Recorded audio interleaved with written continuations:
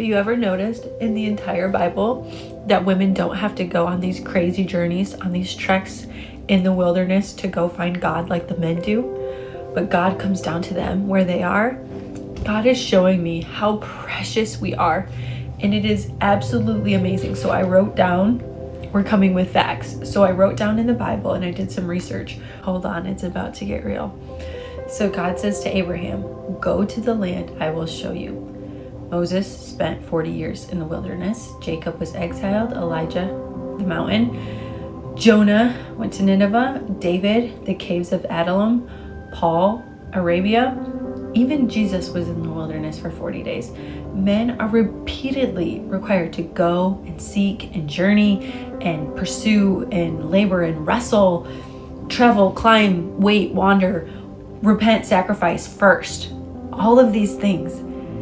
But women, over and over again, God enters the space that they're already in. It is so precious. It is so wonderful to be a woman. He interrupts regular life to go and pursue them. How could you ever call Jesus sexist?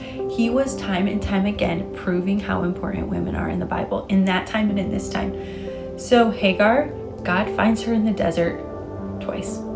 Sarah, God appears in her tent.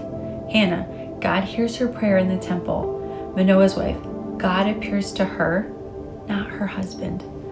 Ruth, God meets her through divine orchestration of Boaz. He works through that. Esther, God positions her. She never has to travel to find him. Mary, the angel comes to her home. Elizabeth, God fills her with the Spirit before she speaks. Mary Magdalene, Jesus appears to her first after the resurrection. He sees her crying. She is the one who God appears to first after his resurrection. In our Bible that we have, thousands and millions of people have read. The Samaritan woman, Jesus goes out of his way to find her. The first miracle in the Bible that Jesus ever performs to start his journey, his missionary, his journey, he goes to a woman in adultery. The bleeding woman, Jesus calls her daughter publicly when she's not even supposed to be in there touching them. Martha and Mary, Jesus visits them repeatedly. The widow of Zarephath, God sends a prophet to her house. She doesn't have to go looking and wandering and on her journey.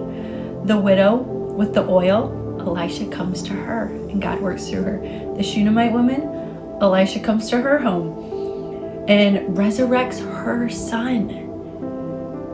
The pattern is undeniable. Women don't have to go on a journey. God brings the encounter to them. It's not accidental. God personally comes close. He draws near. He comes to the room you're already in.